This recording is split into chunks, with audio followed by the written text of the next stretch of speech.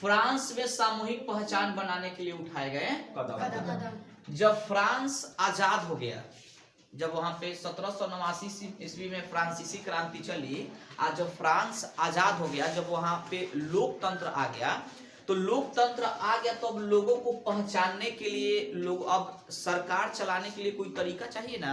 ऐसे ही सरकार थोड़े चलने लगेगा। भारत भी जब आजाद हुआ तो एक संविधान लिखा गया कि हम लोग का देश अब कैसे चलेगा।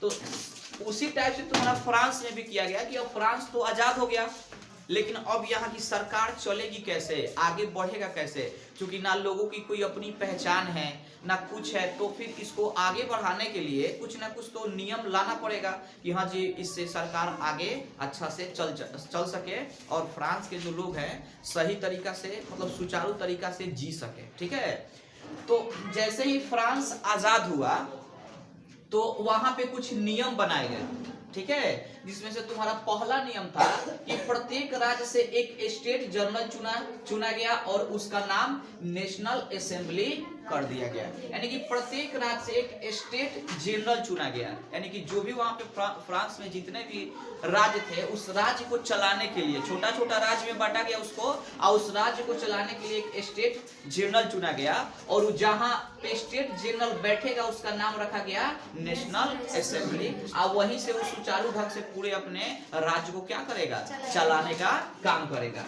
उसके बाद देखो फ्रेंच भाषा को राष्ट्रभाषा घोषित कर दिया गया। जैसे हम लोग का भारत का तुम्हारा भाषा क्या है, हिंदी। संविधान में लिखा हुआ है कि भारत का राष्ट्रीय जो भाषा है तुम्हारा हिंदी है।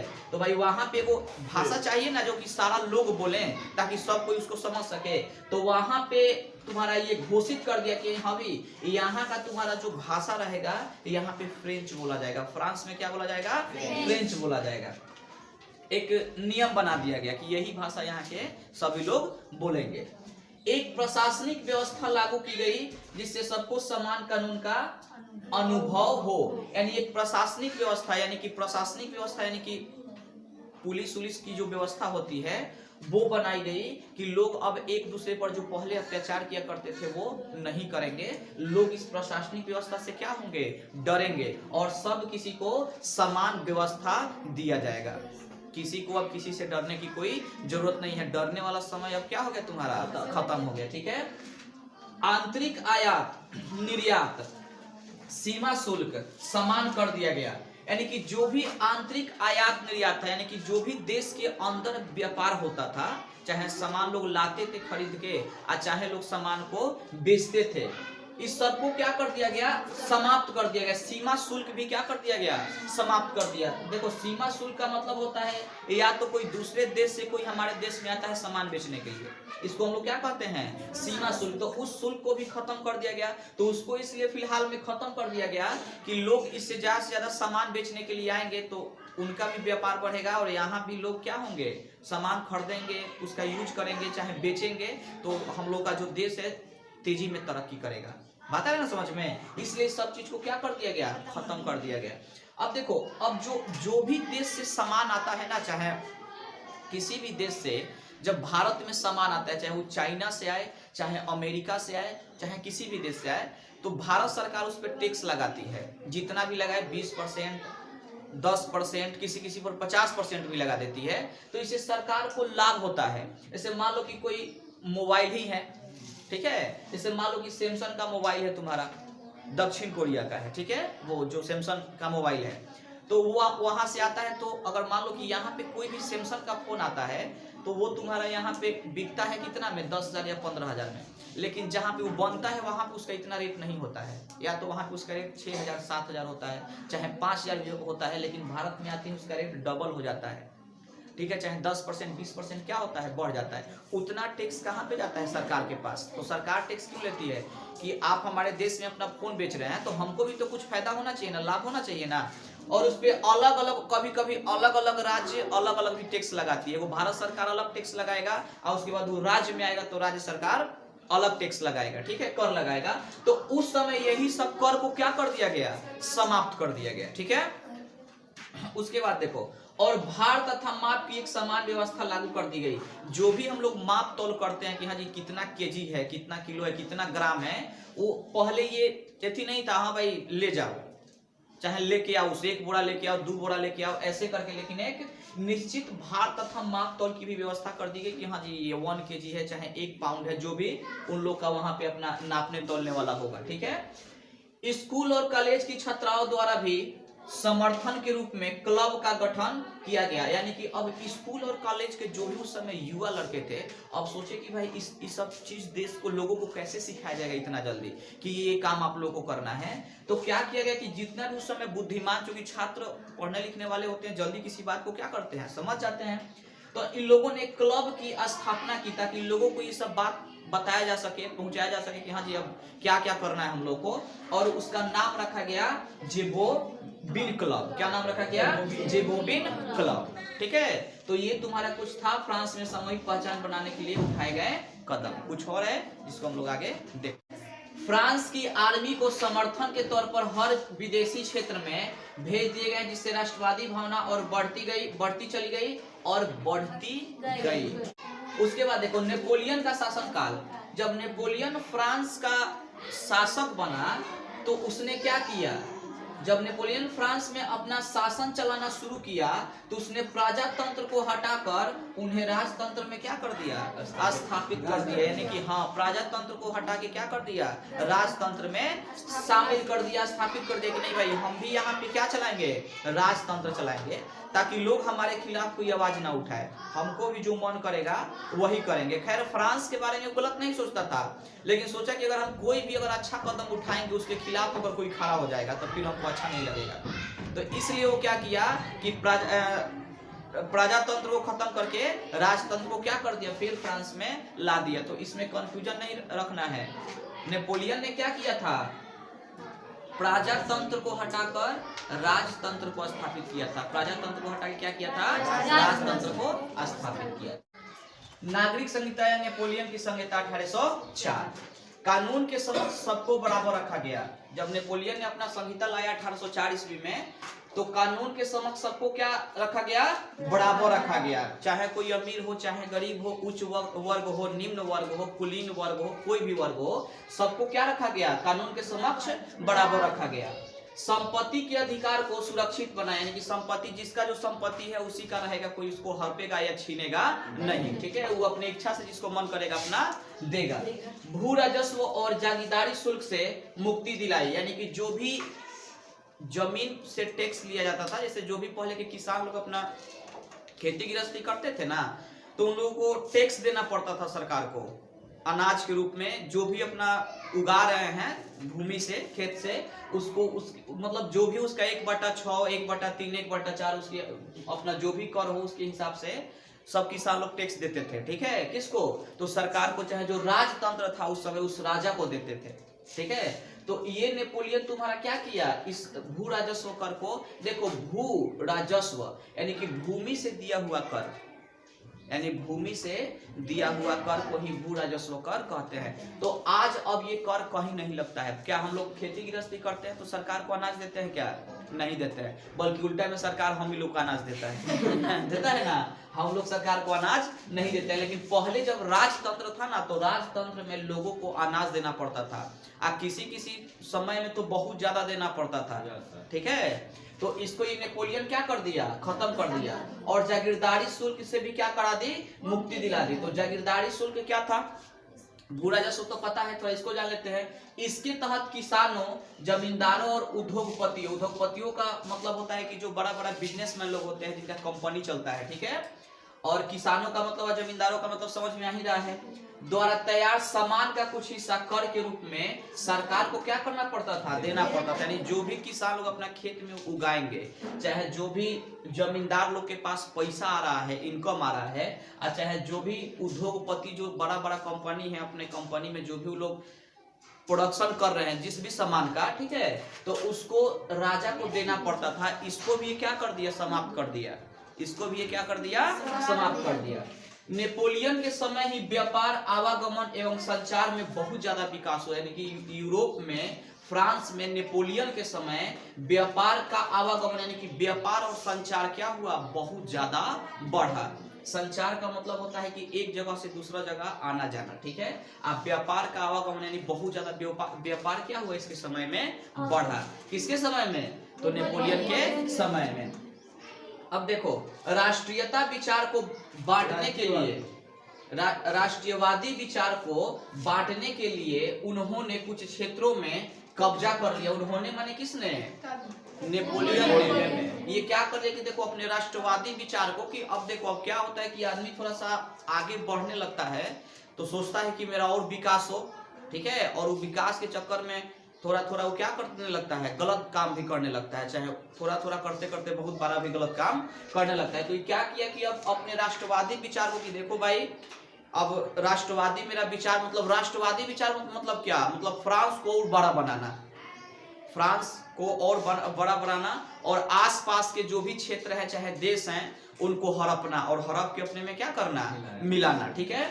तो ये काम ये क्या कर दिया, शुरू कर दिया, कुछ क्षेत्रों में कब्जा कर लिया, कुछ क्षेत्रों में क्या कर लिया, दूसरे के क्षेत्र में जाके कब्जा कर लिया, और कर को बढ़ावा और जबरन भर्ती जैसे अनेक कानून व्यवस्था स्थापित कर दिया। और जिस जिस क्षेत्र को ये हड़पता था, ठीक है, फ्रांस के अपना आइट साइड के क्षेत्र को, तो वहां पे कर भी बढ़ा देता था, यानी टैक्स, ठीक है, क्या करता था, बढ़ा देता था, और जबरन भर्ती जैसे अनेक कानून व्यवस्था स्थापित कर दिया, यानी कि सेना में जबरदस्ती भर्ती करने का भी काम क्या कर दिया, शुरू कर दिया।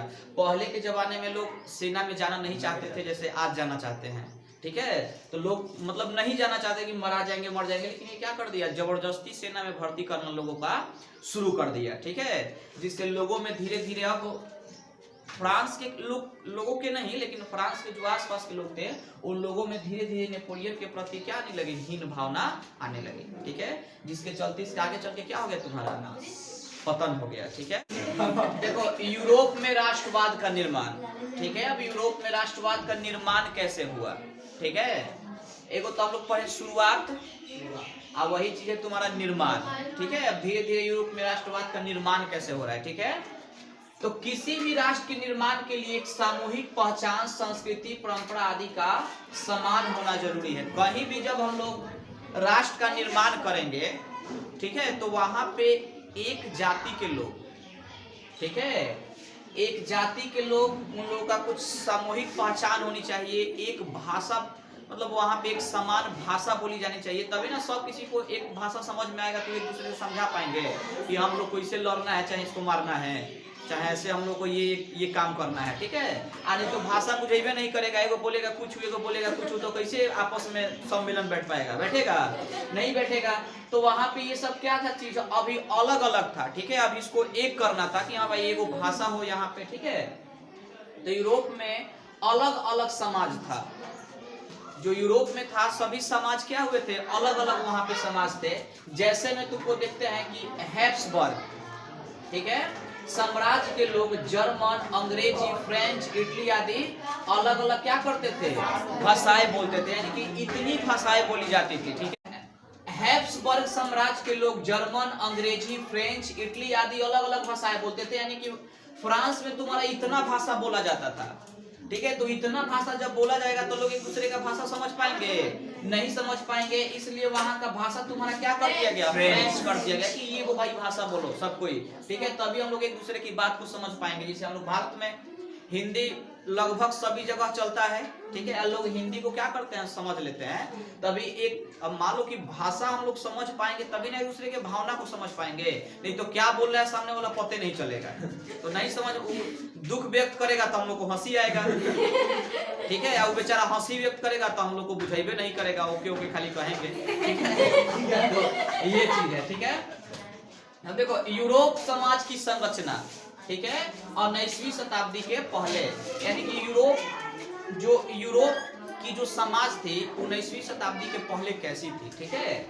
तो वहां पे यूरोपीय समाज असमान रूप से दो भागों में क्या हुआ था, विभाजित था, यानी एक था तुम्हारा उच्च वर्ग, एक था तुम्हारा निम्न वर्ग। तो उच्च वर्ग में कुलीन वर्ग आता था, जो बताए थे कि जो जमीन के मालिक होते थे, जमींदार लोग, और निम्न वर्ग मतलब क्या, कृषक वर्ग, जो लोग अपना खेती गृहस्थी करते थे, यानी कि किसान वाला जो भी लोग अपना काम करते थे, ठीक है।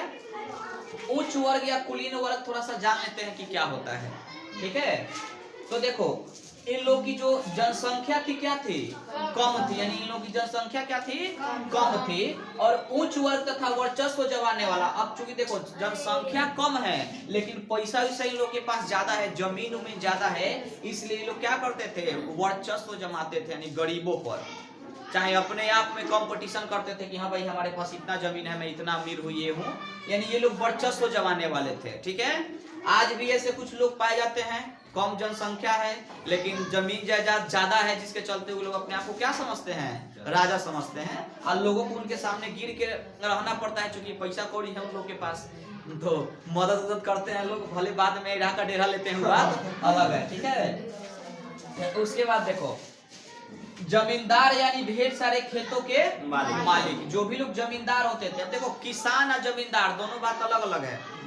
किसान जो लोग उस समय जमींदारों से जमीन लेके खेती करते थे, चाहे कुछ किसानों को अपना भी जमीन होता था, लेकिन जमींदार जिसके पास बहुत ज्यादा जमीन है उसी को क्या कहा जाता था, जमींदार कहा जाता था। बहुत सारे खेतों का क्या होता था, मालिक होता था। सभी अधिकार दिए जाते थे, क्योंकि देखो ये लोग अमीर थे, ठीक है, इनसे सरकार चलता था, ठीक है, तो सरकार इनको खुश करने के लिए सारा अधिकार दे देता था।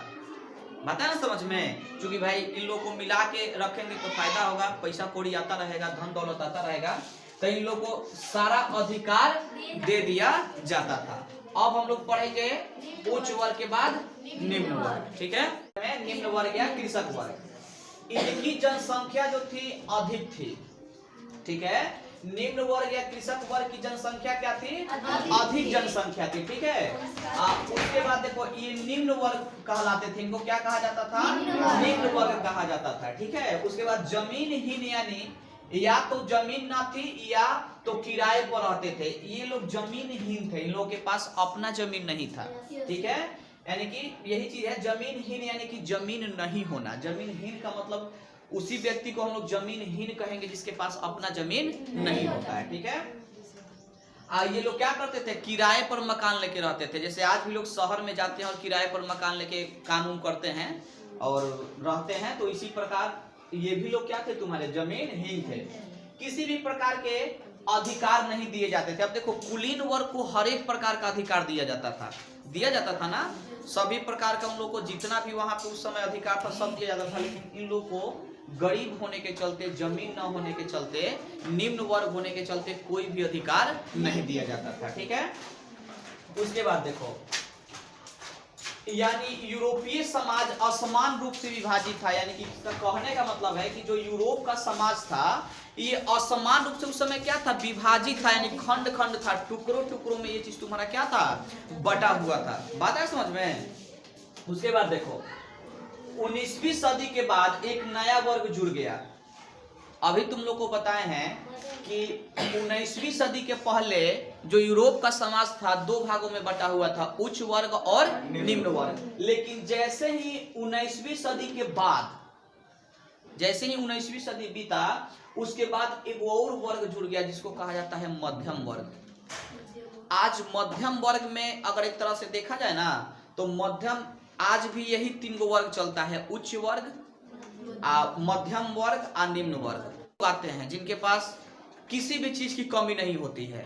ठीक है, ये लोग इन लोगों को क्या कहा जाएगा, उच्च वर्ग कहा जाएगा। और उसके बाद आते हैं, देखते हैं निम्न वर्ग। निम्न वर्ग आज भी है लोग जिनके पास रहने का घर नहीं है, खाने का अन्न नहीं है, अपना जमीन नहीं है, वो लोग बहुत स्ट्रगल करते हैं जीवन जीने के लिए, जैसे अक्सर हम लोग देखते हैं। उसके बाद आता है तुम्हारा मध्यम वर्ग। मध्यम वर्ग यानी कि ऐसा वर्ग जिसको एक तरह से देखा जाए तो उन लोगों को सबसे ज्यादा कष्ट होता है। जैसे उच्च वर्ग है तो बता ही दिए कि उनको किसी भी प्रकार का दिक्कत नहीं होता है। निम्न वर्ग को अगर कोई दिक्कत है तो तुरंत कहीं पे बोला है सरकार जो भी है उन लोग को मदद कर देगी तुरंत। लेकिन मध्यम वर्ग लोग अपने मतलब परेशान रहते हैं, वो अपने आप में, वो किसी के पास हाथ भी नहीं फैला सकते हैं। जैसे मध्यम वर्ग में हम लोग आते हैं, तो हम लोग यही चीज है, यानी कि आज के डेट में सबसे ज्यादा अगर कोई वर्ग परेशान है ना तो वो है तुम्हारा मध्यम वर्ग।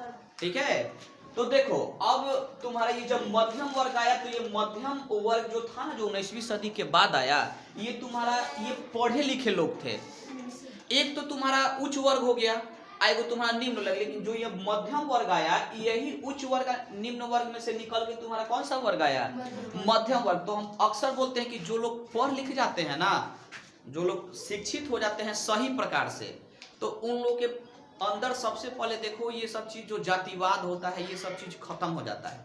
तो देखो ये जब वर्ग आया तो जैसे इसमें कौन कौन लोग थे? शिक्षक, डॉक्टर, उद्योगपति, व्यापारी आदि, ये लोग इसमें थे मध्यम वर्ग में, ठीक है। उसके बाद देखो पढ़े लिखे होने के नाते उन्होंने एक समान कानून की मांग की, यानी कि उदार राष्ट्रवादी। उदार राष्ट्रवादी, उदारवाद का मतलब बता दिए हैं, ठीक है, स्वतंत्रता, और राष्ट्रवाद का मतलब भी बता दिए हैं, मतलब अपने देश के प्रति प्रेम की भावना रखना, ठीक है। तो इन लोगों ने एक समान कानून की मांग की, बोली कि देखिए भाई अब ये सब जातिवाद को खत्म कीजिए, चाहे जो भी एक दूसरे से नफरत है इसको खत्म कीजिए, आज सब लोग हम लोग मिलजुल के रहें, चाहे अमीर हो चाहे गरीब हो चाहे कोई भी हो, अब सब किसी को एक समान नजर से देखा जाएगा, आज जो भी है एक समान कानून के नजर से दृष्टि से देखा जाएगा। तो ये कौन मांग किए तुम्हारे? तो मध्यम वर्ग के लोग, ठीक है।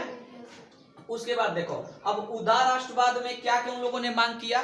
तो व्यक्तिगत स्वतंत्रता, सबसे पहले उन लोगों ने क्या मांग किया? व्यक्तिगत स्वतंत्रता, यानी कि उन लोगों को लोग बोले कि हम लोग स्वतंत्र होना चाहते हैं, व्यक्तिगत स्वतंत्र होना चाहते हैं, ठीक है। कि मतलब वो व्यक्तिगत स्वतंत्रता का मतलब समझ में आता है कि कोई भी हम पे जोर जबरदस्ती ना चले, न करे, ठीक है। उसके बाद देखो कानून के समक्ष सब एक समान, यानी कि जो भी कानून होगा, जैसे अभी बताए थे तुम लोग को कि 19वीं सदी से पहले जो कुलीन वर्ग के लोग थे, उच्च वर्ग के लोग थे, उनको सब अधिकार दिया जाता था, लेकिन निम्न वर्ग के लोगों को कोई भी अधिकार नहीं दिया था। तो मध्यम वर्ग के लोग मांग किए कि नहीं भाई अब सब, वो उच्च वर्ग हो चाहे निम्न वर्ग हो, सब किसी को एक समान नजर से देखा जाएगा, ऐसे यहाँ पे नियम बनाया जाए, ठीक है। उसके बाद देखो सरकार का पक्षधर, ये जो लोग थे सरकार के पक्षधर थे, पक्षधर यानी कि सरकार के तरफ से, ठीक है। पक्षधर मतलब क्या? सरकार के खिलाफ नहीं थे, सरकार के तरफ से थे। उसके बाद देखो बाजार की स्वतंत्रता, यानी कि इनको व्यापार करने की स्वतंत्रता चाहिए, जहां जाके जो चाहे, जैसे हम लोग भारत में कहीं भी जाके व्यापार कर सकते हैं, कहीं भी जाके बिजनेस कर सकते हैं, क्योंकि हम देखेंगे कि हाँ जी कहाँ किस चीज की डिमांड है तभी ना मेरा सामान बिक सकता है। नहीं तो मान लो कि कहीं ऐसे जगह पर हम अपना कोई भी व्यापार किए हैं जहां पे उसका डिमांड नहीं है, तो कैसे हम आगे बढ़ सकते हैं? तो ये लोग बोले कि नहीं, हम जहां पे जो चाहे वहां पे जाके बेच सकते हैं, इसकी हमकी क्या चाहिए? स्वतंत्रता चाहिए, ठीक है। उसके बाद देखो इस उदारवादी राष्ट्रवाद के चलते राष्ट्रवाद का विचार सब जगह फैलने लगा। जो मध्यम वर्ग के लोग जो डिमांड किए, मांग किए, इसके चलते जो उदारवादी राष्ट्रवाद था सब जगह क्या हुआ तुम्हारा? बहुत तेजी से फैलने लगा, और लोगों को ये चीज अच्छा लगने लगा कि नहीं भाई तो बहुत अच्छा चीज है। बात है समझ में? इस टाइप का होना चाहिए सब जगह। तो कोई भी चूंकि अच्छा चीज का डिमांड कोई करेगा तो बहुत लोग उसके पक्ष में आ जाएंगे कि नहीं ये जो बात हो रहा है, काम हो रहा है, बहुत अच्छा डिमांड हो रहा है, ऐसे होना चाहिए, ठीक है। और लोग पहले से परेशान थे ही, ठीक है। तो ये चीज था, तो इसमें कोई समझने में तुम लोगों को